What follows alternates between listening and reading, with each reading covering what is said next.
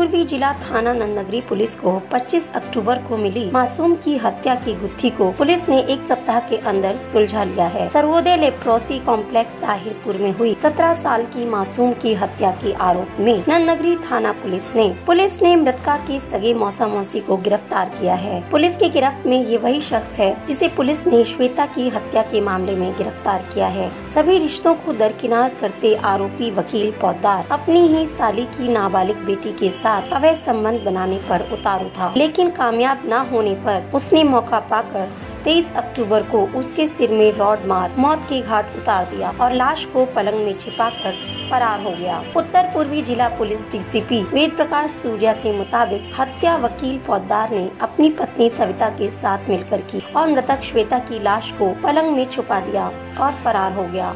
25 अक्टूबर लगभग 11 बजे हमें नंदनगरी पुलिस स्टेशन में एक पीसीआर कॉल मिली, जिसमें किसी घर के अंदर एक युवती के शव की होने की हमें सूचना मिली।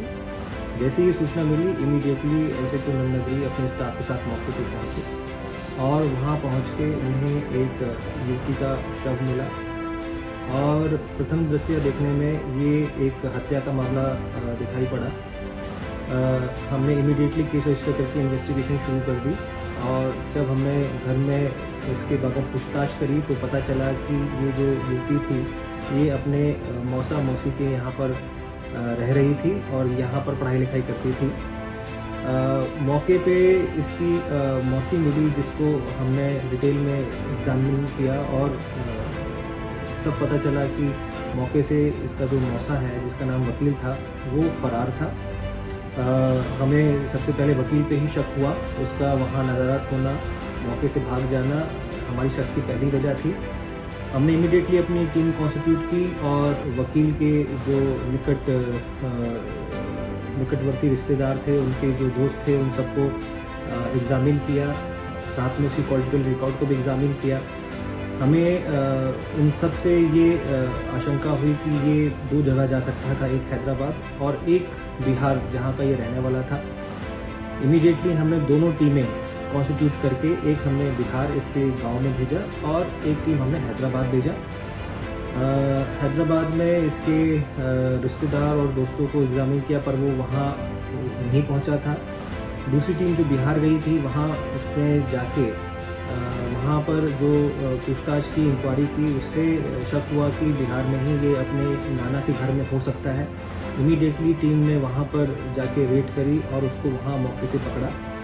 वहाँ से ट्रांजिट रिमांड लेके वकील को नंदनगरी थाने में आए, जहाँ पर उससे पूछताछ की और उसने ये जुर्म करना कबूल किया। वकील ने बताया कि उसकी अपनी ही भतीजी पे ये बुरा निगाह रखता था और 1 महीने पहले उसने कोशिश की थी, बट लड़की ने उसको बुरी तरीके से धमका दिया था। उसके बाद वो उसके प्रति मन में द्वेष रखता था और उसकी जो वाइफ थी वो भी, जब उसको ये बात पता चली कि वकील ने ऐसा काम किया है तो वो वकील और उसकी लड़ाइयाँ होती थी।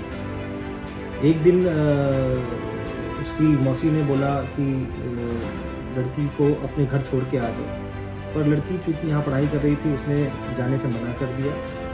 तो दोनों के बीच में, वकील और उसकी जो वाइफ थी उसके बीच में लड़ाइयाँ होती थी। उसे बोला कि तू इसे मार दे। वकील ने इस लड़की को मार दिया और इस काम में उसकी जो वाइफ थी, लड़की की मौसी, वो भी इन्वॉल्व थी और दोनों ने मिलके कमरे के अंदर जो ब्लड फैला था उसको साफ किया और बॉडी को बेड के अंदर डाल दिया। मौके से वकील भाग गया और ये लेडी प्रिटेंड करने लगी कि इसे इस बारे में कोई जानकारी नहीं है। हालांकि पुलिस ने अब दोनों को गिरफ्तार कर लिया है और ये मामला सुलझा लिया। पुलिस ने मामले को गंभीरता से लेते हुए भारी मशक्कत के साथ फरार वकील पौधार को गिरफ्तार कर पत्नी के साथ सलाखों के पीछे भेज दिया है। योगेश कुमार, तेज निगाहें, दिल्ली।